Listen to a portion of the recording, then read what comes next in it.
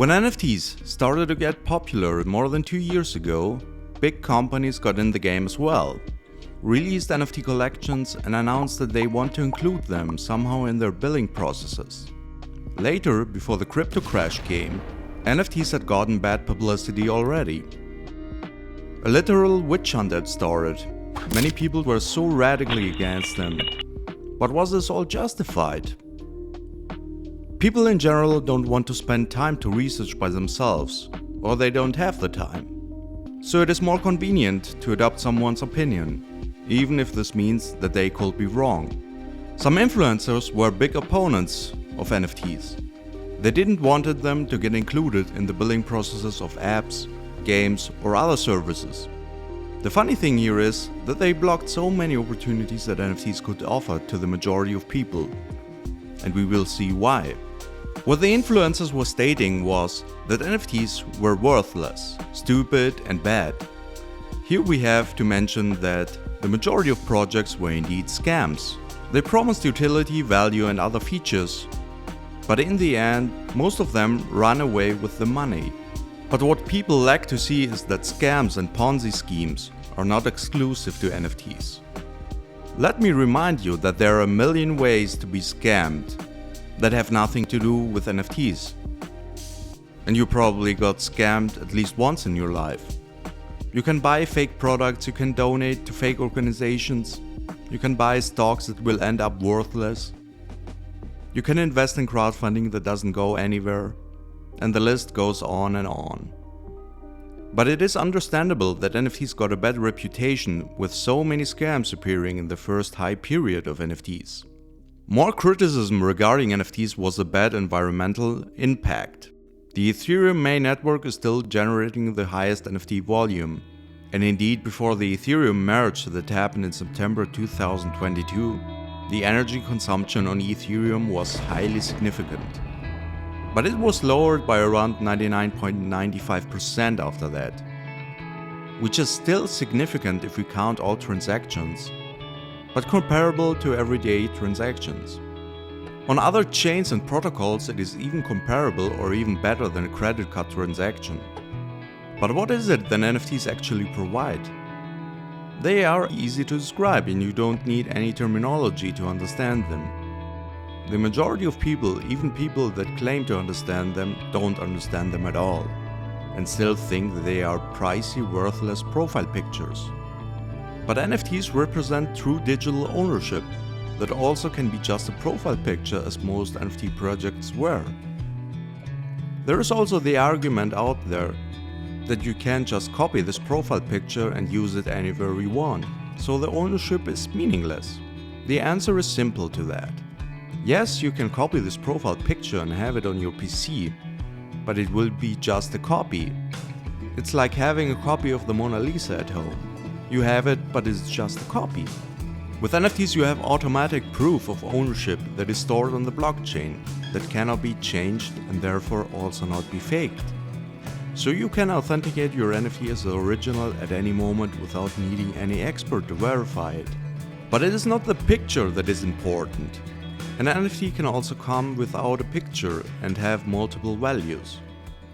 In real life, you exchange money to buy a subscription, to buy a ticket for an event. NFTs can be the subscription and the ticket, and basically anything you can imagine.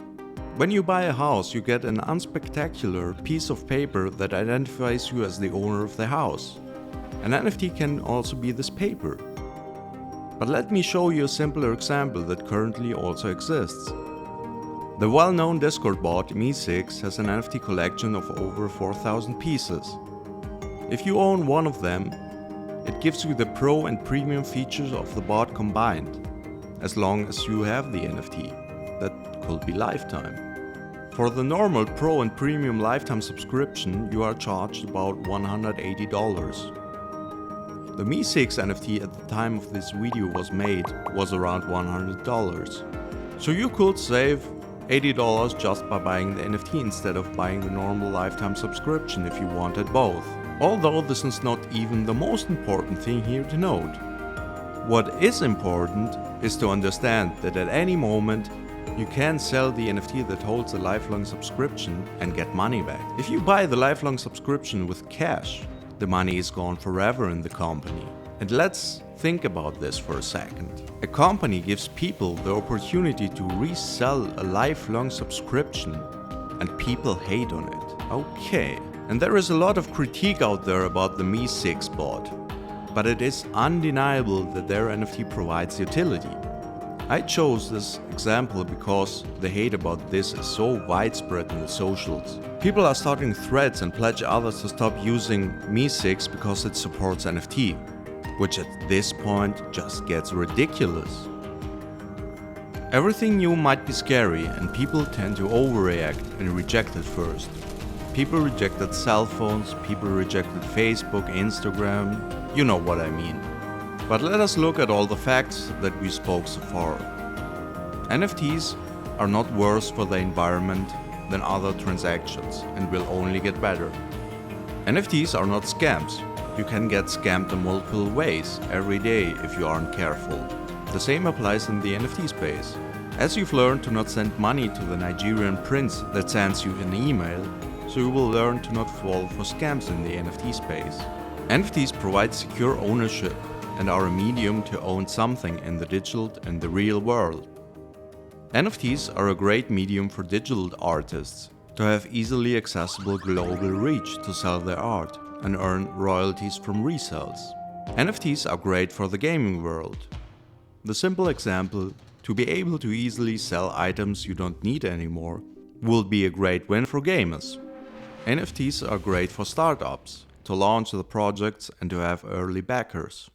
NFTs can be used as an investment option, although this, as all investments, comes with risks. Most importantly, NFTs exist to be the bridge from faceless crypto coins to provide ownership of digital and physical assets. For the purpose of this video, it won't go too far to analyze the benefits of crypto.